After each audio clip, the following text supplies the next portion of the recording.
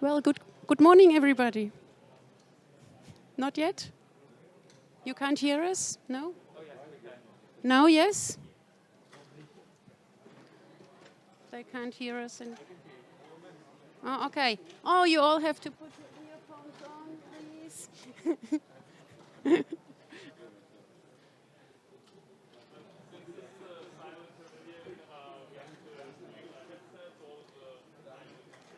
Yeah. Yes, good morning, everybody. I hope you have your headsets on, and who doesn't, please touch a little bit your neighbor so you can put your headphone on. It's great that you're all here, that so many people got up early to be here with us, and also a very warm welcome to everybody who is connected from everywhere out of the world. Now, a big welcome to this event and the presentation of the Africa's Protected Natural Assets report, which is a report which will look at the natural capital in Africa. I'm Silke Spohn. I'm the head of a GIZ program, Conservation of Biodiversity, which is supporting our Ministry for Development Cooperation. And I have the honor to lead you through this event today. A very special welcome also to our presenters and our panelists, who will comment later on the report after its presentation.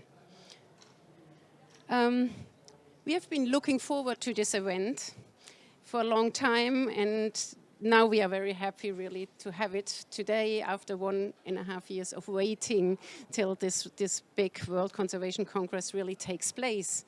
However, it's a little bit unfortunate that not all of our panelists can be here in person today and join us, especially from the Global South. But I think they are all connected, and I think we already feel like they are here with us in the room, and we see them in very shortly time. For our opening remarks, I would like to introduce to you Dr. Wolfram Morgenroth-Klein from our Development Cooperation Ministry in Germany, and he is a head of division on pandemic prevention, One Health, animal health and biodiversity from the BMZ. In his opening remarks, Mr. Morgenroth-Klein will tell us about the context and the scope of the Africa's Protected Natural Asset Report. His remarks will be followed by a short video that shows some of the highlights of the report. So, please, Wolfram, the floor is yours. Yes. Good morning, ladies and gentlemen. Nice to be here with you. We need to understand that nature is our most valuable asset. The IPBES Global Assessment on Biodiversity and the Dasgupta Review on the Economics of Biodiversity have made it very clear. Our economies, livelihoods and our well-being all depend on our most precious asset, nature. For that reason, the German Federal Ministry for Economic Cooperation and Development commissioned the report Africa's Protected Natural Assets, the importance of conservation areas for prosperous and resilient societies in Africa. The report highlights the extent to which Africa's economies and societies depend on the services provided by protected ecosystems. It shows what decisions we need to take in order to protect the natural environment and what the next steps are that now need to be taken urgently. The report is part of our initiative, Green Value, Natural Capital in Africa.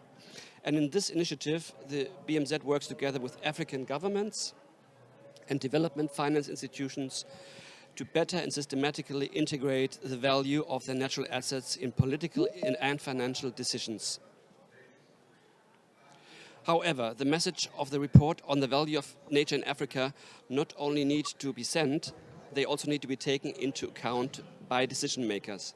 And that means, on the one side, decision makers from governments, but in the end, it is as important that also decision makers on the private investment side take these knowledge into account and maybe also have to take it into account. One of the key messages of the report is that conservation needs needs to evolve a lot more and everywhere, from an environmental to sustainable development issue. And here I believe we stand really in front of something like a complete turnaround of environment policy.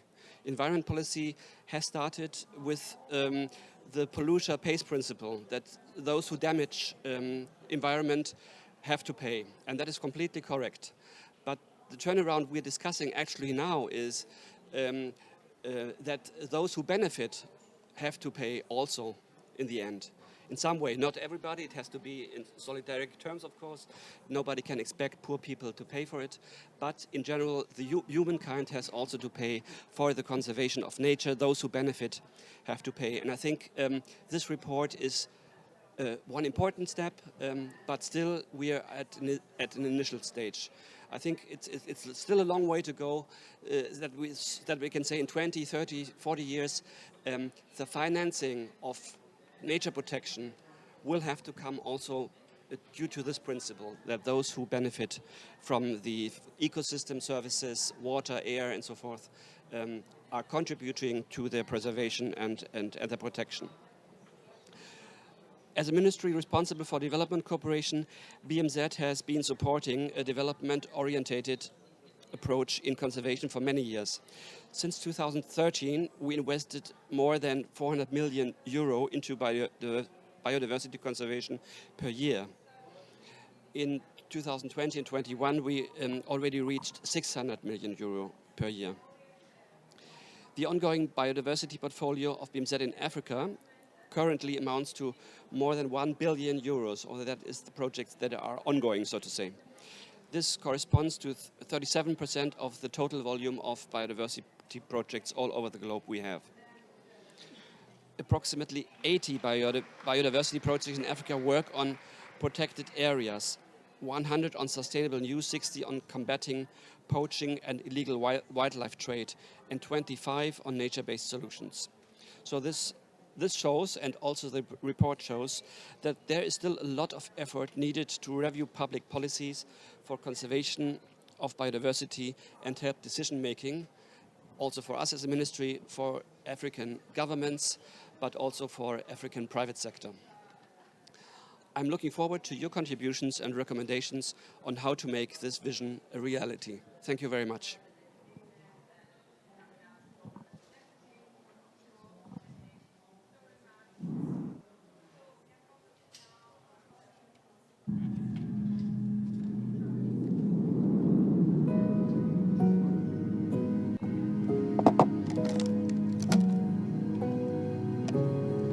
The air we breathe, the water we drink, the food we eat, the soil we live on. Nature provides us with vital goods and services. Healthy ecosystems are our most valuable asset.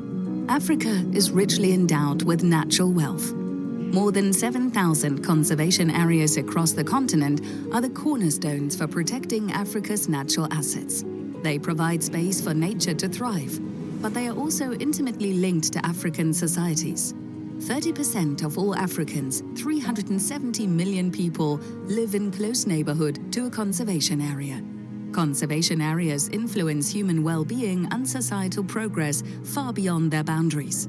But the value of nature for societies and economies is often invisible and remains underestimated.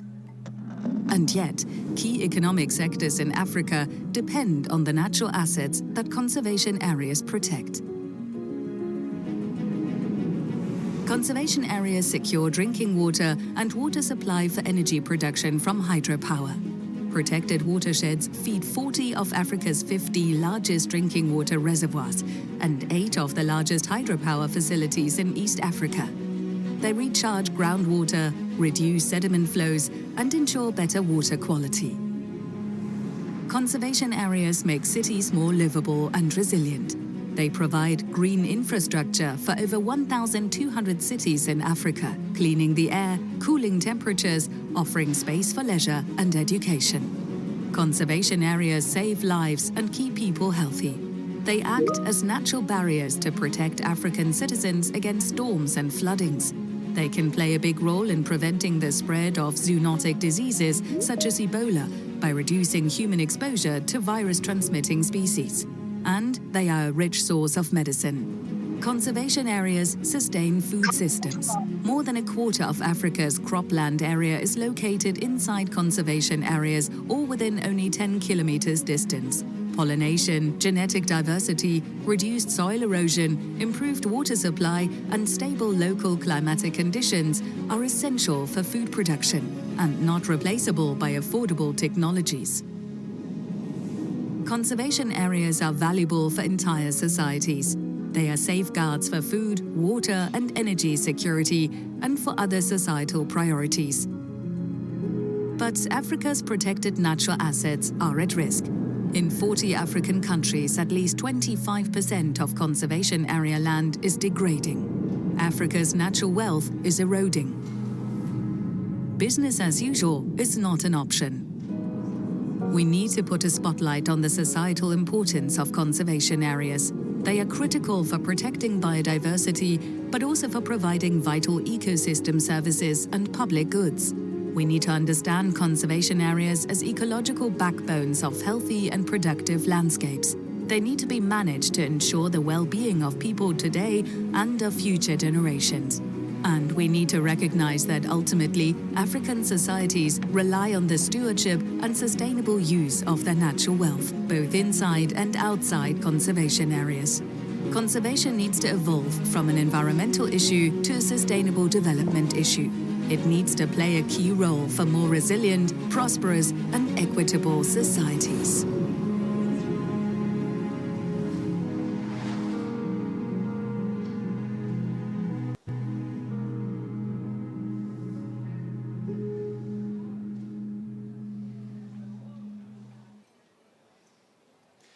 I have a very short announcement for those of you in the MS Teams link who wanted to join the clinic. Please have a look at the chat.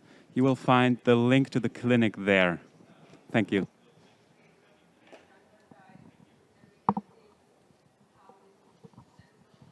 Yes, and back to our report.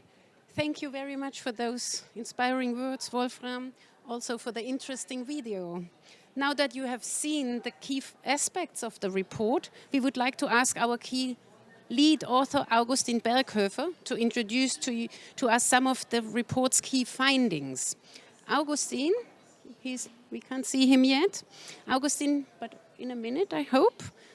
Augustin will explain how an inclusive natural capital perspective motivates an evolution of biodiversity conservation from an environmental issue to a sustainable development issue.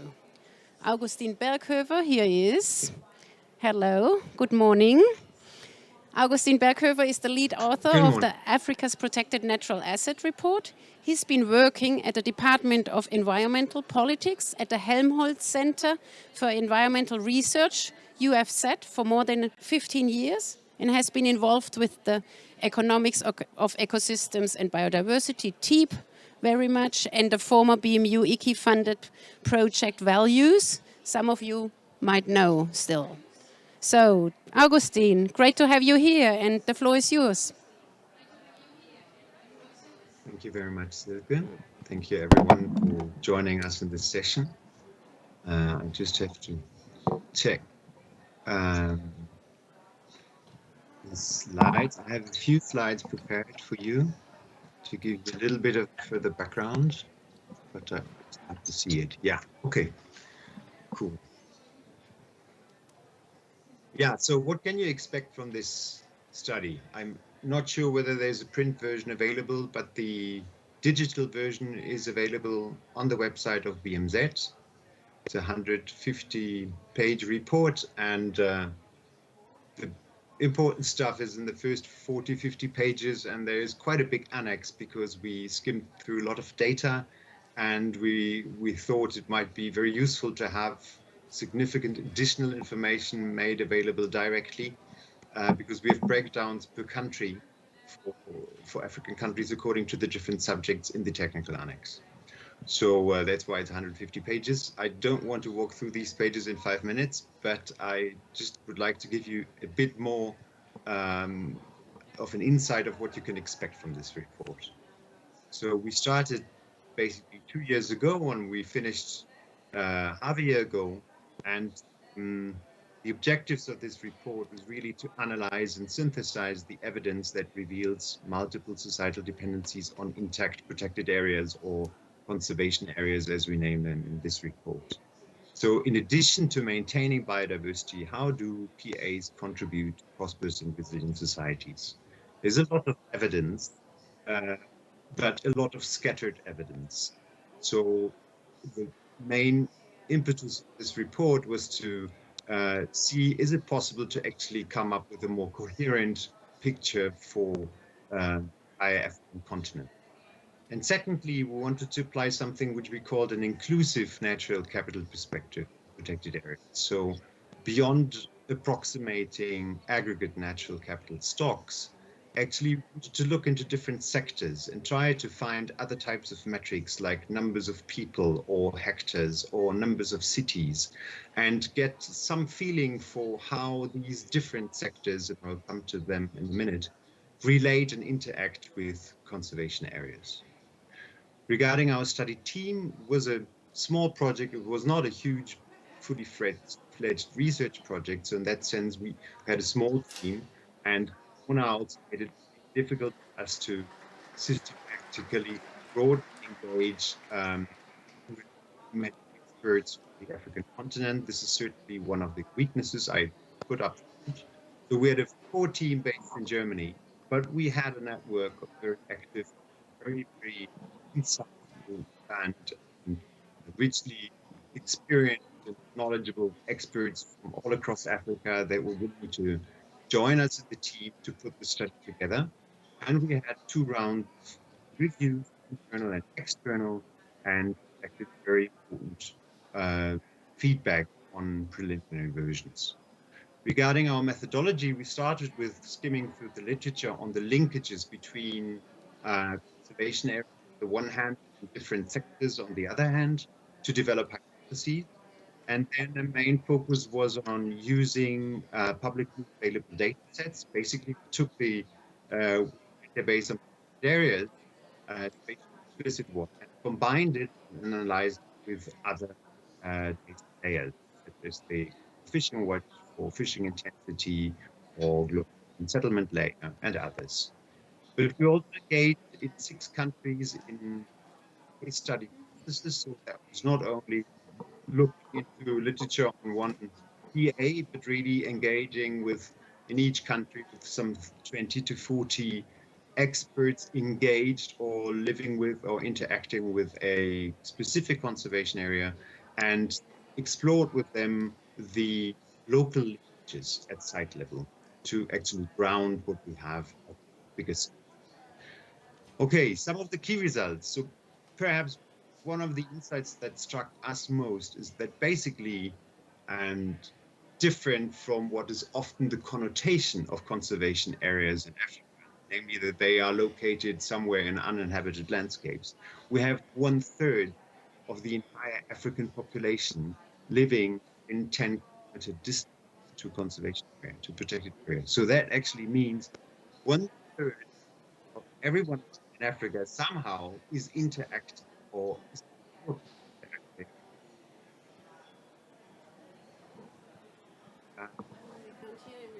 Secondly, we can find that actually both inside and outside a conservation area boundaries, the natural capital is actually eroding. In the film, there was the number mentioned that 1/4 of conservation area land shows signs of degradation. Here is some figures on deforestation. And if we see that about 19% of Africa's total forest area is located inside conservation areas, we're happy to find these numbers that actually deforestation within conservation area boundaries is about half of the deforestation rate outside of conservation area boundaries. So it's significantly lower. Yet actually 6 countries account for almost 70% of Africa's total forest loss inside conservation areas. So This is a very specific problem in some countries. And if we extrapolate past deforestation trends inside conservation areas, we can see that several countries such as Cote d'Ivoire, Madagascar, Sierra Leone, and Nigeria actually will have a situation by 2030 where more than a third, up to 40% of the protected forest will be lost. So while deforestation is slower within conservation areas, we still have an alarming rate also inside conservation areas.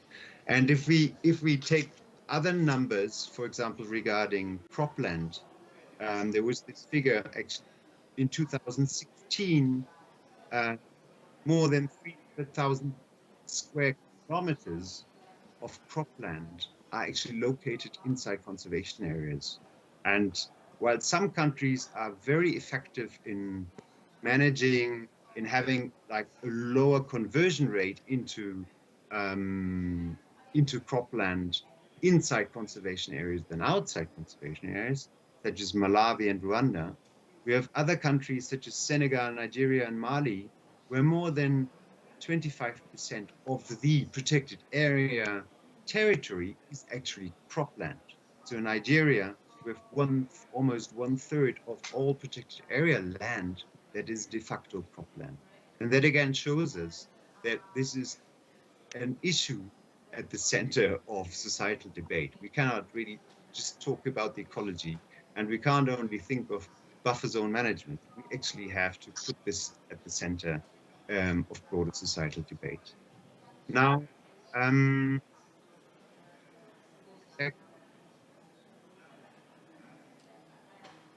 yeah, on this slide, I want to show you in the report you can find all of these headlines here: food security, public health, resilient cities. All of these are being addressed separately. So the report goes by sector. And for each sector, there's a short description on, okay, how is currently the situation? What is the state of knowledge regarding reliance on natural capital on the one hand? And second, what is the evidence that we could find regarding protected natural capital, so natural capital from conservation areas on the one hand, and societal demands on the other hand? Next slide, please. I just want to give you one example, who's also featured in the film, the issue of energy security, water security, and conservation area land. Now, in the film, it was mentioned that 40 out of 50 large reservoirs receive their water partly from protected watersheds.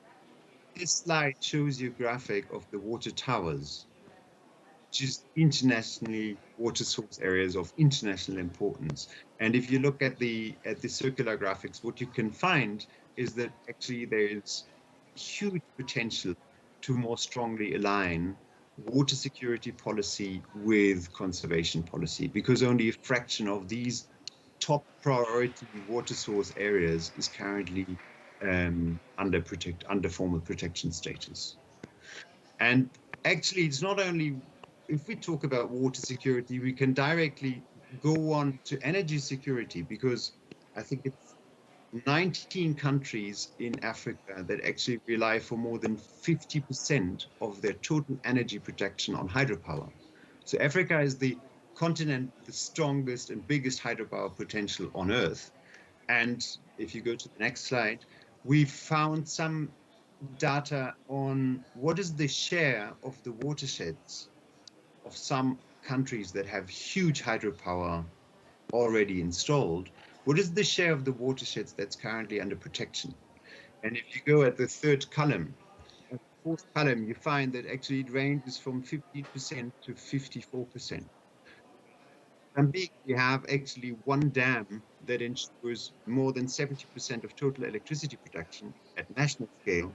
And fortunately, more than 50% of their watershed actually is being protected currently. But in other countries, we have huge plans for hydropower, and we have huge hydropower facilities that have experience of problems regarding sediment load and insufficient or irregular water supply.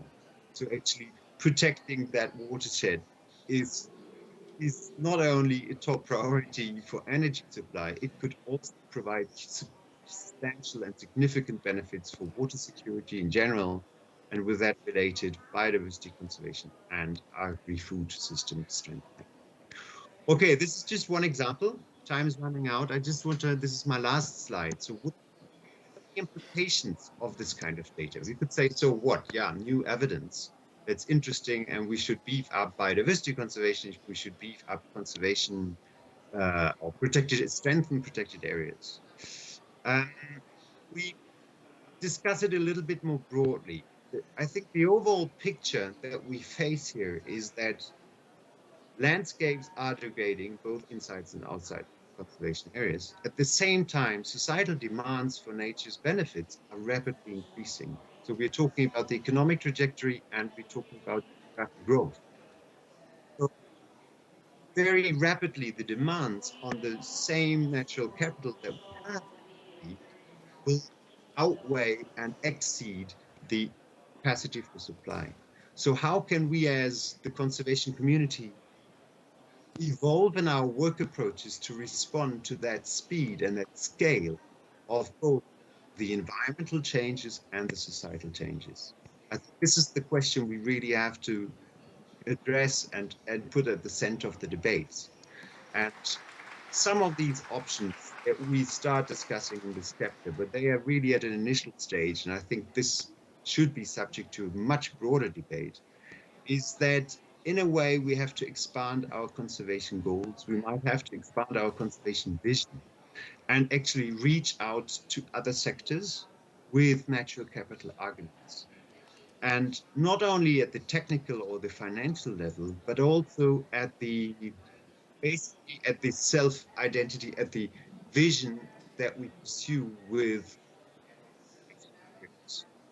In essence, we have to discuss, I believe, what extent conservation areas should broaden their goal set from protecting biodiversity to actually seeing themselves as stewards of essentially important public environmental goods.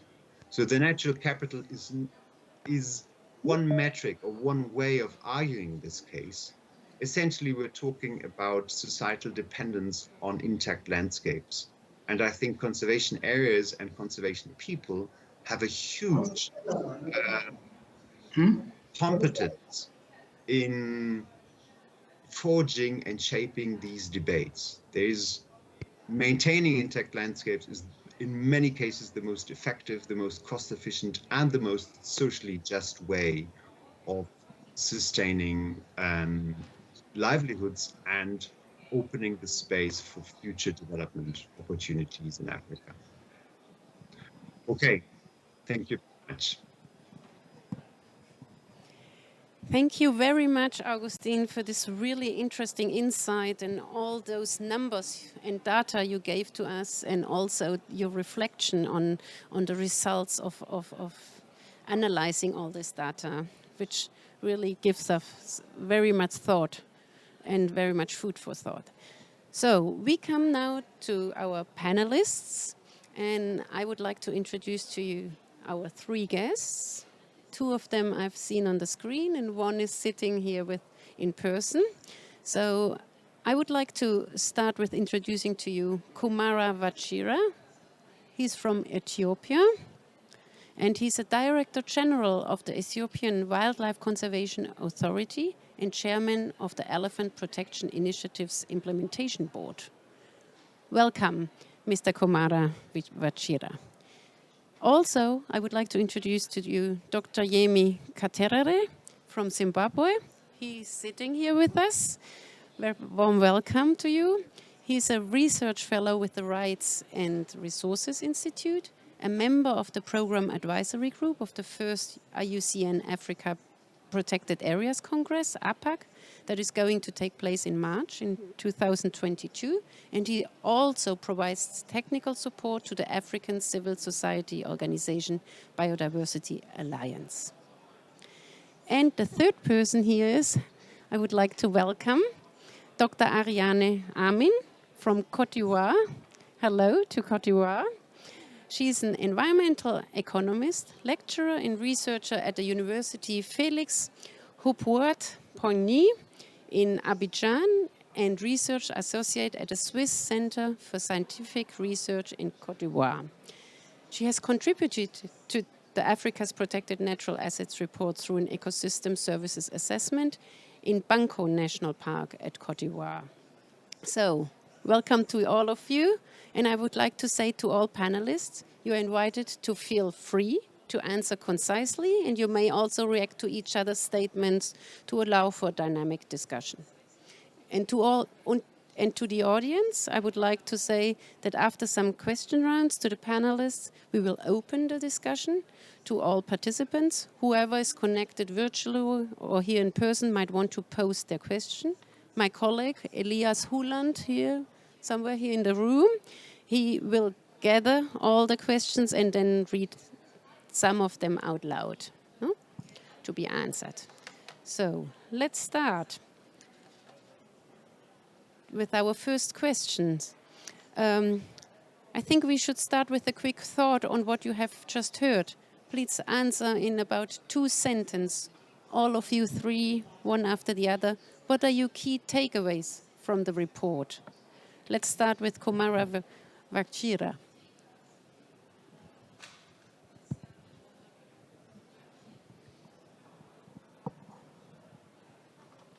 We can't hear him yet. I'm sorry, we can't hear you. Could you? Now it's fine. Good morning, everyone. Yeah, I first of all would like to appreciate the organ.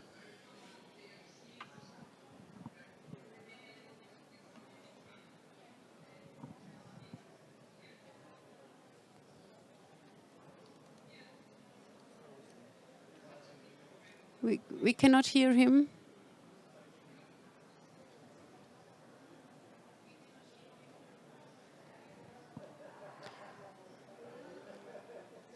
Maybe then we start with Yemi Katerere and we ask you, what are your key takeaways from the report? And we put Mr. Vachira later on.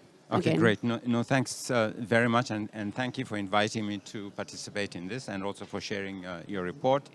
For me, the most striking thing is obviously that the relationship between conservation and development is complex and is political.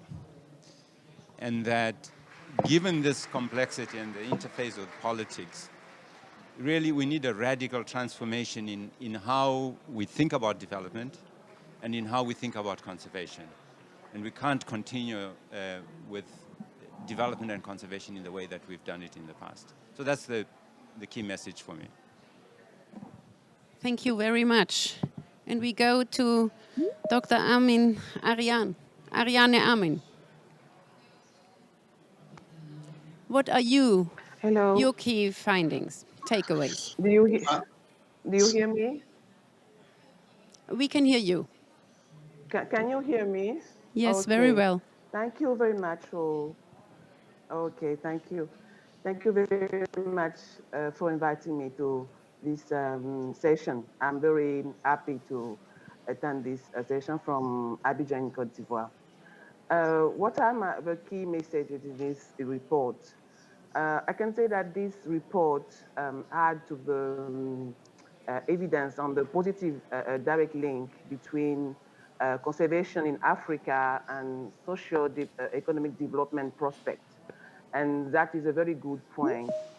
What is very important too is that the report highlights clearly the need to intensify conservation efforts, especially in West African region, because the report stressed on the deforestation rate inside protected areas.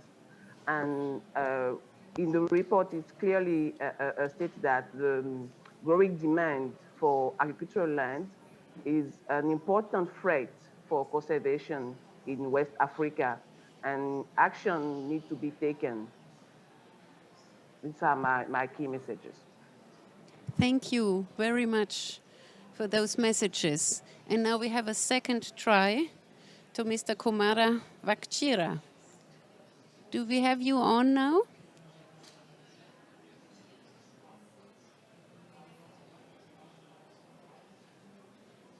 No? We can't hear him. We have lost him. Hopefully we can connect him later on. Okay. So let's move on. And we have a second question to Mr. Jamie Katerere.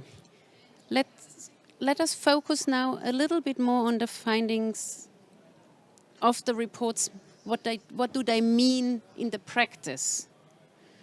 Do you think really a broader conservation vision as described in the report is useful for guiding conservation and particularly conservation area management in Africa? If yes, what needs to be done to specify it and to implement it? Thanks. Yeah, that's a huge question. I think the first point to make is that Africa needs to develop. And for Africa to develop, it will use its natural assets. So the debate is not so much about whether we need to develop or not, we need that. It's also not about whether we need conservation or not, we need conservation. So nature is very critical and nature underpins the development of the African continent. The issue is how do we find the right balance between the need for conservation and the need for development. And that some of the lessons with respect to conservation is that if there is no sustainable use, if you want sustainable use, you have to have conservation. If you don't have benefits that are arising from conservation efforts, you will not have conservation. So there have to be demonstrated benefits. So conservation needs to be able to deliver to the development efforts. What does Africa need in order to develop? It needs energy, it needs water, it needs food, it needs infrastructure, it needs health. And if you look at today, the amount of investments, the greatest investment in Africa's development is in infrastructure. You're looking at close to $170 billion a year that is going into infrastructure development. And this includes urban development. Africa is the fastest urbanizing continent in the world. Its population will double by 2050. You've got to provide food for that. So at the end of the day, you're looking at how do you mediate all these, all these issues. So I think that moving forward, some of the things that we need to look at is, of course, the whole area of public policy. How do we ensure that the policies that we put in place are transformative, that we move away from doing business as usual, and we begin to look at different ways of doing this. How do we develop infrastructure differently? So we have lessons. Kenya has just invested in a massive railway project, the standard gauge railway from Mombasa. Massive impacts of that railway line on wildlife and on local communities. And there are questions about how communities were consulted with respect to that. So we need to look at that, the whole issue of how do we build up from the bottom? How do we engage local communities? But importantly, we need to ensure that we don't separate people from nature, that the interventions need to actually do the opposite. We need to bring people together with nature. Thank you very much. I think it's very clear and very good thought about that what we say green infrastructure project investment has to include green infrastructure to enable it to work, no? And include all the people who live there. So I pass on to Dr. Ariane Amin, and I ask her, you have been involved in many studies on value of ecosystem services in conservation areas, including on Banco National Park for the Africa's Protected Natural Assets report. How can we make the value of conservation areas better known and more relevant for decision making, especially in those other sectors we've just been talking about?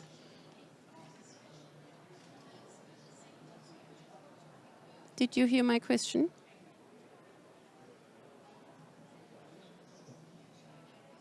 Did the other ones hear my question? Yeah.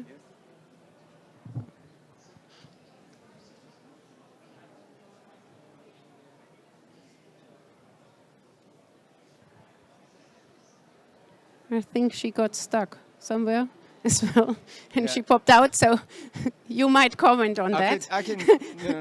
Yeah, I me? mean, I was thinking that, I mean, I can provide more comments on some of the things that I was saying.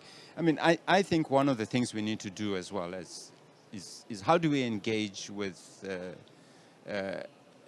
development finance institutions, with the banking, with the private sector? How do we ensure that we begin to influence how those entities do business? And how do we begin to ensure that the investments that they make do not do harm to conservation and to nature? Keep going. Yeah. So I think that that's an important intervention that that we can make. Another one is the whole issue of energy transitions. I mean, if you look at Africa, we are overly reliant on traditional biomass energy. And we can't really develop using woody biomass, but we are well endowed with renewable resources, with wind, with hydro, with solar. So how do we make these energy transitions using renewable energy and ensuring that the transition to renewable and affordable energy is also a just transition, that we don't exacerbate poverty Exactly. in the process? Thank you very much. I think I have Mr. Kumara Vachira again on the screen. Do you hear us? No. I guess not.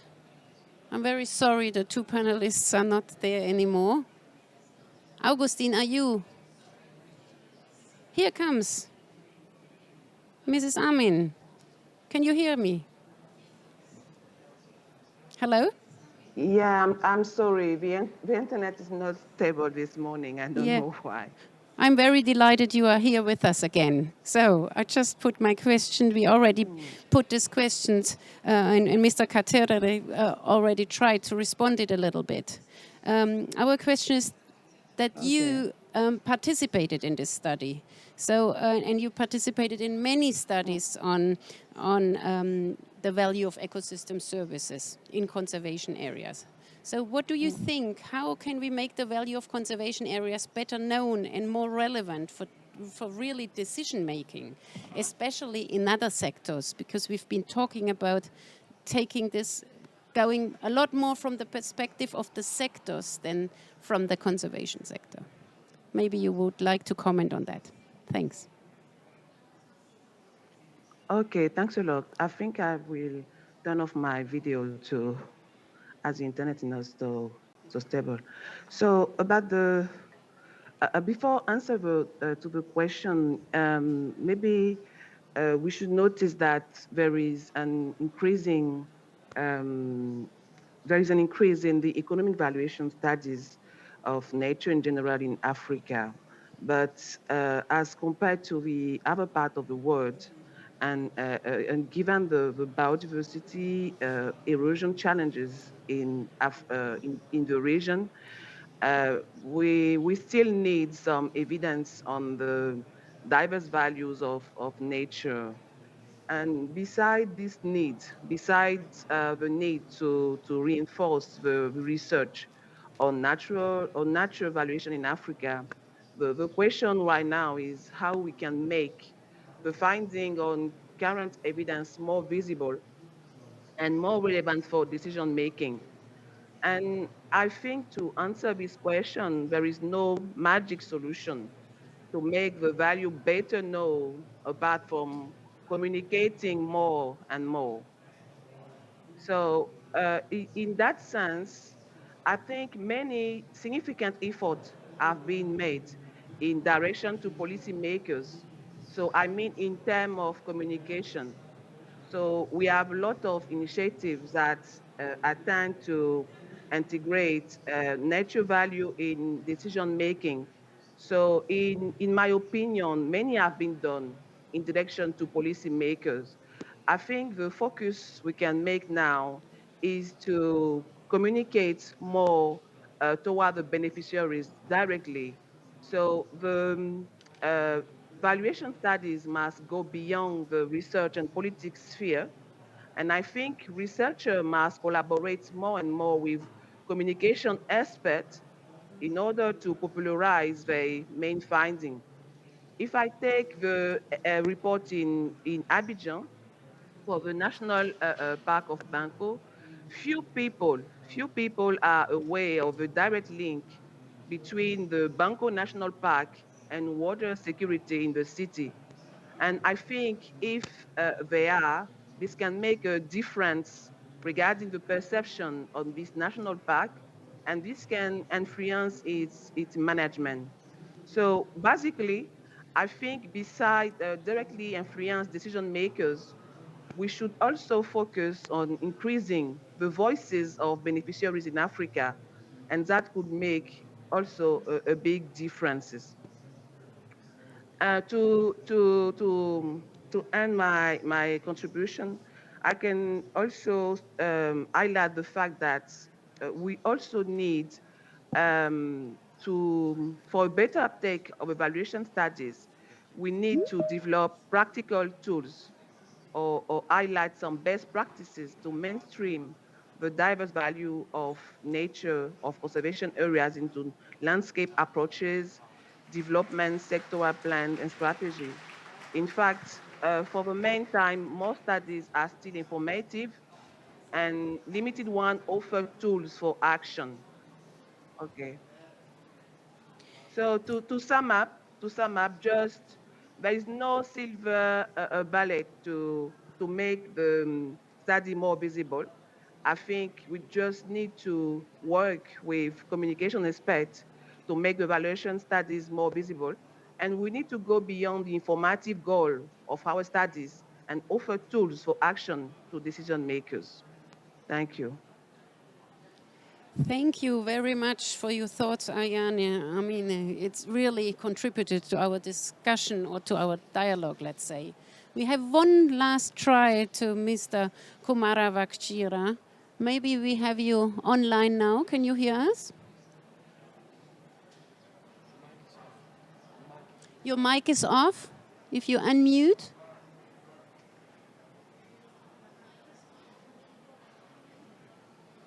No? Can you hear us? Could you hear me? Yes, we hear you now. Great to have you on here now. Sorry. Yes, we are delighted it works. So just one question to you, to Ethiopia. How do you recognize and integrate the value of protected areas in Ethiopia? That means the ecosystem services they provide. And what should be done from your perspective to further this integration? Okay, thank you very much. Sorry for poor internet connection, which really disturbed me a lot, and I missed much of the discussion offered by other speakers. Yes, we very much consider the integration of protected area, natural assets for the sustainable development of Ethiopia. We know that Ethiopia is a very diverse country in terms of ecosystem, in terms of biodiversity, and we have dedicated about 17% of the total land mass of the country for conservation, including both wildlife and forestry. However, when you look into the effectiveness of the management and the conservation of those dedicated protected lands, not doing very well, and of course they should be improved. And as a showcase, we have demonstrated the value of the protected natural asset of some national parks, through the support of GF's project, which of course brought somehow the attention of policymakers and leaders at all levels to value, to understand how much protecting the ecosystem is very, very important for sustainable development of the country. And very recently also through the support of GIZ biodiversity and the forestry program, we have carried out the green value assessment of some national park, which has also brought very good information that enhance the understanding and then the awareness of policymakers and leaders to pay attention to the conservation of this protected area. So in our case, there is a huge gap in terms of understanding, in terms of awareness with regard to this potential value for the development of the country.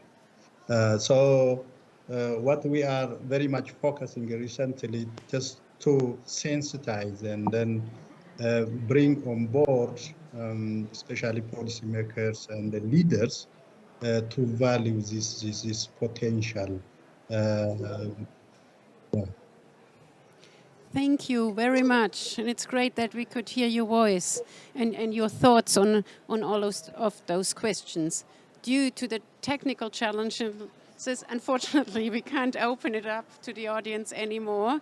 And I think I would like to give the word to Augustin now, and just to ask you, Augustin, how do you respond to what you have just heard, and what of the key findings of the report would you like to see considered in the proposed new global biodiversity framework, which is for the next decade, which is just negotiated parallel to this event, practically?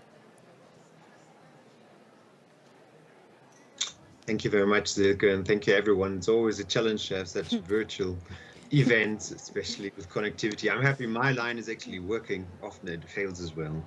So thank you for these great thoughts. How do we think about conservation? How do we think about development?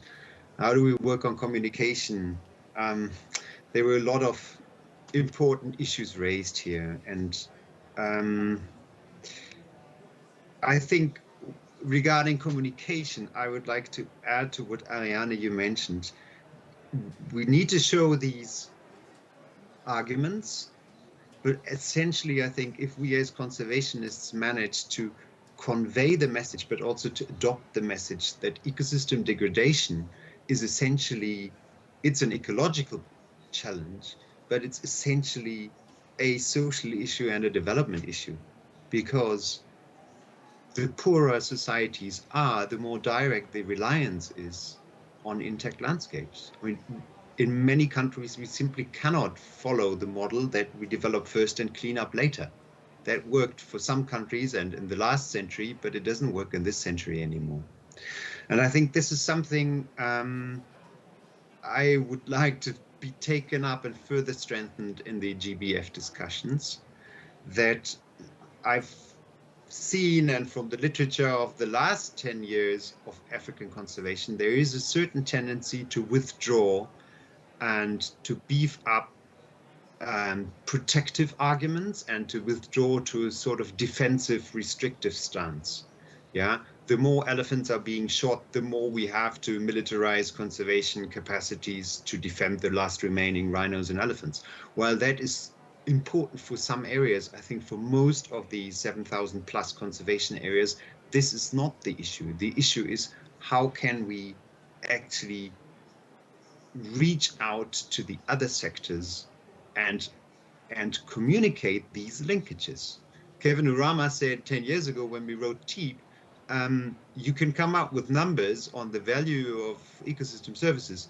It's much more important for many policy situations to actually explain these linkages, to make understood and explain that an intact watershed is hugely important for flood protection, for water security, for energy security, and link your ecological concerns and your ecological arguments and knowledge with the agendas and with the interests of other sectors.